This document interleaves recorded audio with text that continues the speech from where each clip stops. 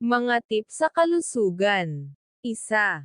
Langis ng niyog nagpapagaling sa lahat ng mga selula, nagpapabata sa iyo. 2. Raw honey mas mabisa kaysa sa cough syrups. 3. Bawang natural na antibiotic. 4. Lemon detoxifier. 5. Luya anti-namumula. 6. Turmeric antidepressant. 7. Papaya pantulong sa pagtunaw. 8. Pakwan diuretico. 9. Carrot tagapagtanggol ng mata. 10. Spinach tagabuo ng dugo. 11. Mushrooms immune booster. 12.